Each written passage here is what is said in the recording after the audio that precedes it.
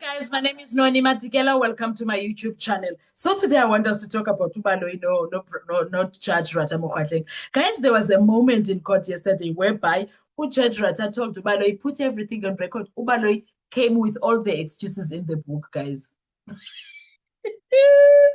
I am telling you, the person that wears pants in that courtroom is Baloyi. My lord, it's gonna wait. He's been wasting time that time. He's currently wasting time right now as I speak to you. That's why I'm busy making content. Because girl, I can't. I honestly can't. He's wasting time, but he did not want to put calls onto the record. Yet he wants to talk about calls. And then that's when I realized, oh, Lana, Baloyi. And this will always take us to one thing. Why is Baloyi nursing this case from lower court to high court? Why is Baloyi willing to bend over backwards for this case? Why? Why? One day we will hear an answer to this why, because there is no way, man. Absolutely no way. Hey, so when we were watching the court yesterday, the proceedings yesterday, something happened that was quite shocking between Ujandra and Baloyi, because we were like, I was like, what's going on here? What's going on here? We are dealing what happened. We are dealing with what happened in open court, guys, on the record, and what it reveals about how evidence is handled in that courtroom of Judge Rata. This is about telephone records, about a witness's right to answer, and about a moment where the court itself asked for evidence to be placed on record, and yet somehow the evidence still became contested by the prosecutor. Let me take you through it carefully, step by step. So this is what this moment triggered. The issue began during questioning around telephonic communications. A witness on Undanzi was being asked about specific calls, not assumptions, not theories, actual calls that allegedly are reflecting in the records. During his answers, he referred to the device and the companies he said were not his. Yeah, but he said the device was not with him. So these calls could have never been made by him. Context around when a certain remark were allegedly made. One remark in particular was said to have been made. Baloyi was saying that no, some of these things are on record already yesterday. But when questioned further, he further questions the witness about it. The witness was like, that was not the time that was shown there. He was asked when, so when exactly was it? And suddenly he was like, you said a certain time and now you are saying another time. So something is not right there. So there was certainty that ran away, that disappeared there. So that uncertainty matters because the timing is evidence and everything needs to be. Do you understand? So at this point, this is where the court was not happy with Undanzi, and the word verbosity was used, if you remember. The suggestion was that Ndanzi was going on too long. The answers should be limited, direct and controlled. But the problem is a witness, especially the one who is also an accused, has the right to explain himself. Do you understand? He is not there only to say yes or no. He is there to assist the court. Limiting a witness too tightly does not always clarify the truth. Sometimes it hides it. And then the consent was raised. The consent raised was simple. So in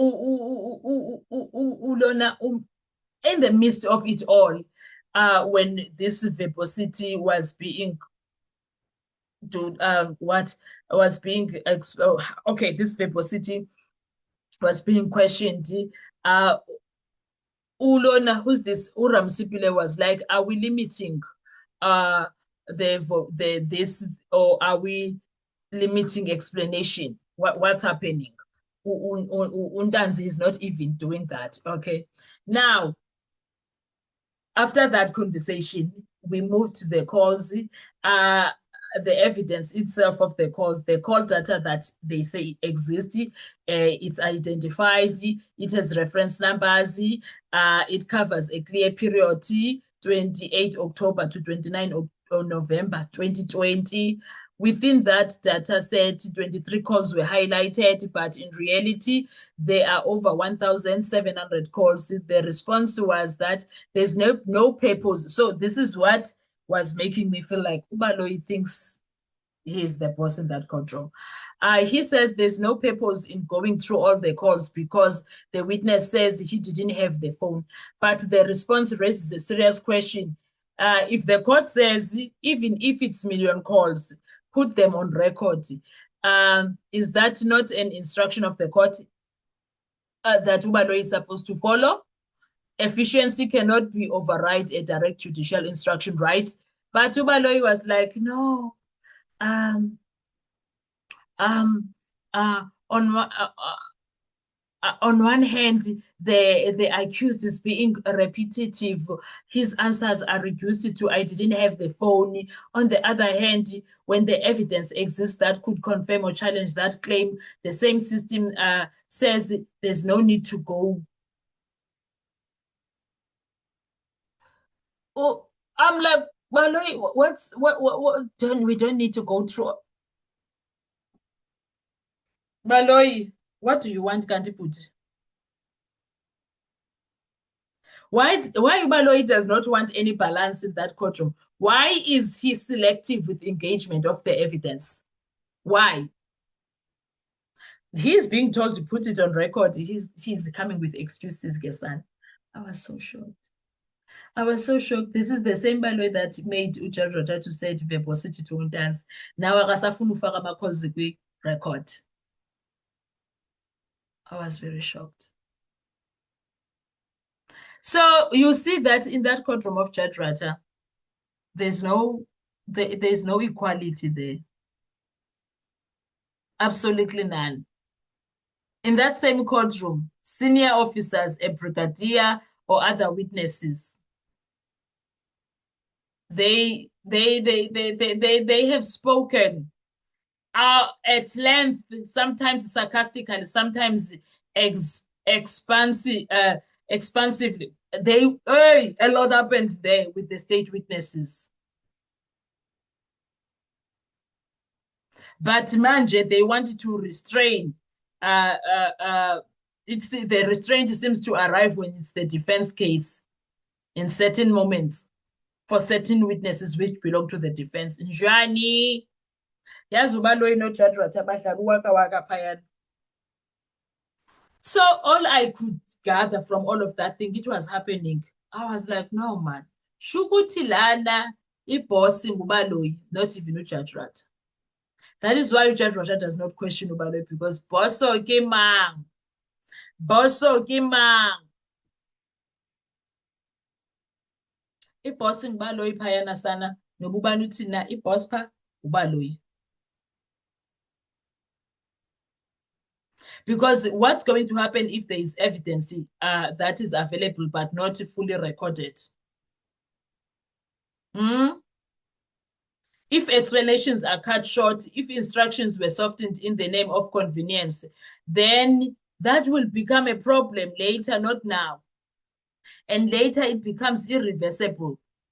So the unfairness that is going on in that courtroom, the process that is going on in that courtroom. And one thing that I have learned is that that courtroom does not respect the constitutional court, the constitutional tonton, the Constitution of South Africa. It's not respected there. They do as they please. Abantu abapha. I don't know why, but one thing for sure, it was Ubaloyi. Because tell me why are we going through all of this and Richard Rota can't even call him out? Because I know he's capable. He calls out the defense all the damn time. But manje usethule ngathi ushonile. It's like use boxing somewhere emotional.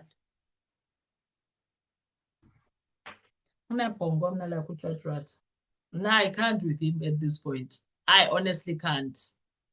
Nas. I don't know about you, but I'm so bored with these people and what they are doing. Honestly, I'm bored. Anyway, let's talk with comment section. I want to hear your views. Thank you so much. I'll see you on our next video. Bye-bye.